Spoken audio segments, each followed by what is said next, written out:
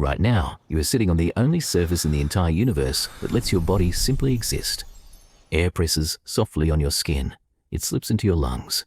It keeps every drop of you liquid and warm. You will never once thank it for that. But take that exact same body and set it down on Mars with no suit, no helmet, no bubble of Earth around you, and you would have about 30 seconds. 30 seconds before the red planet quietly takes back everything your body depends on. So what actually happens to a human being in 30 seconds on the surface of Mars? Not the Hollywood version, the real one, measured by real robots sitting on Mars right now. No frozen statues, no exploding heads. The truth is stranger and honestly a lot worse. I'm going to walk you through it, second by second, from your first step to your very last thought. And the very first thing that hits you is not the cold. Stay with me, because this changes how you breathe. Second 0. Your boots come down on fine red dust, and it puffs up around you in slow motion. The very first thing you feel is not fear. It's how impossibly light your whole body has become. Mars pulls on you with only 38% of Earth's gravity. A person who weighs 100 kilograms back home would weigh only about 38 here. You could leap nearly 3 times higher than you ever have in your life. For one strange, wonderful second, it feels like a dream where you're finally free of the ground. Then you look up, and the sky is wrong. It isn't blue. It's a dusty butterscotch pink with a small, pale sun hanging weakly in it. The land rolls out rusty, cratered, and silent in every direction, emptier than any desert on Earth. And it is quiet. The air is far too thin to carry a single sound, not even a scream.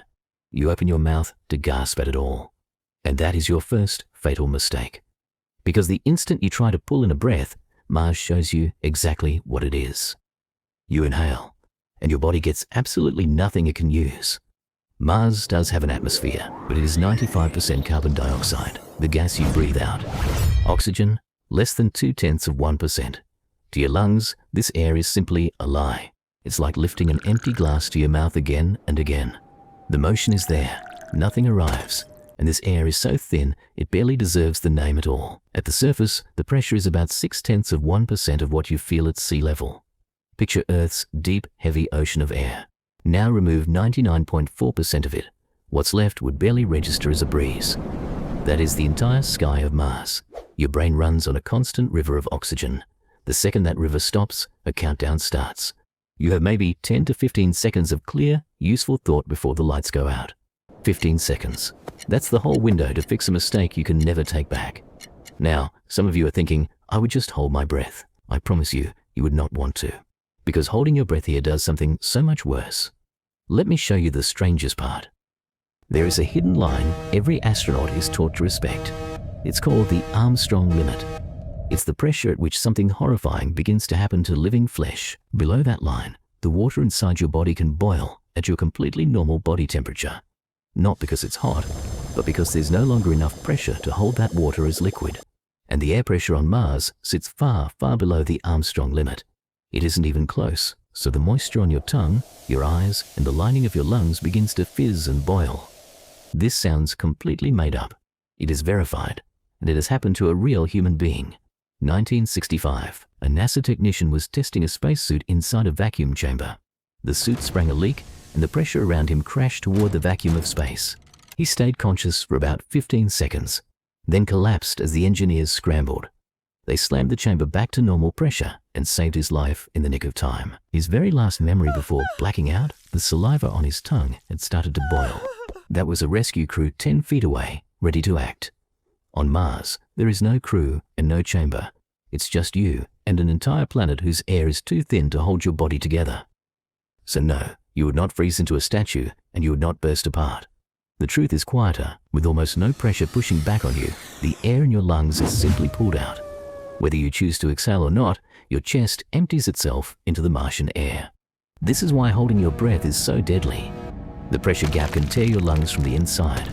Meanwhile, dissolved gases under your skin expand and your whole body slowly puffs up, not popping like a movie, just swelling as everything soft in you strains toward the missing pressure. You would look less like an explosion and more like a slowly inflating balloon in a spacesuit's shape.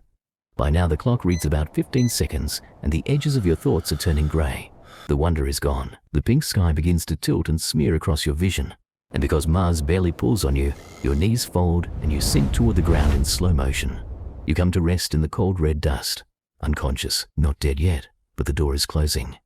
Because as bad as this is, everything so far has only been the opening move. Now let's talk about the cold, because Mars is savagely, bitterly cold. The average temperature across the whole planet is about minus 63 degrees Celsius. At the poles, in the depth of winter, it can plunge to minus 125. So surely the cold freezes you instantly, right? Here is the twist almost no one expects. It doesn't. On Mars, you would not flash freeze at all, because that same thin air that suffocates you also can't carry your body heat away. There is almost nothing there to touch your skin and pull the warmth out of you. It's the reason a dry sauna at 90 degrees won't cook you, but boiling water instantly would. Thin, empty air moves heat slowly, so Mars cannot freeze you fast. It has to do it over hours, which means in these first 30 seconds, the cold is not what kills you, your airless blood is. The cold is patient. It is perfectly happy to wait for the body the thin air makes first. This is the cruel order of Mars. Each danger politely waits its turn, fastest killer first, and there are dangers here that wouldn't even bother showing up for a mere 30 seconds. Even if you had a tank of air and a heater, Mars has a slow assassin that never rushes. Here on Earth, you're wrapped in two invisible shields you never think about, a thick atmosphere and a planet-wide magnetic field generated deep in Earth's molten core. Together, they deflect most of the deadly radiation streaming in from the sun and deep space. But Mars lost its magnetic field billions of years ago, and its thin air blocks almost nothing, so the surface is bathed in radiation all day and all night, with nothing standing in the way. NASA's Curiosity rover has been measuring it since 2012, sitting right there in the open. It records about 0.67 millisieverts of radiation on the surface every single day. That is roughly 40 times the dose you quietly soak up standing on Earth. Live there unshielded for years, and cosmic rays quietly rewrite your cells, one tiny scar at a time. Quick question for you. Could you handle that? Years of an invisible thing slowly damaging your body? Tell me in the comments. And subscribe, because the next thing about Mars is oddly, genuinely beautiful. Mars also has weather, and when it turns, it doesn't cover a city. It can cover a world.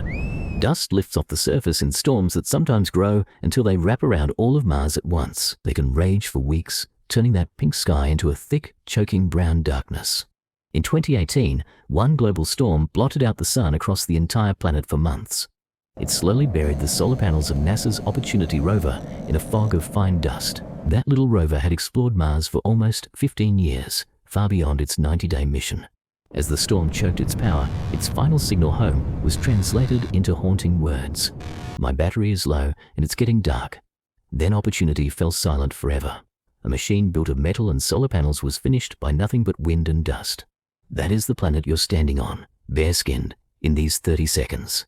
So let's finally put the whole 30 seconds together, start to finish.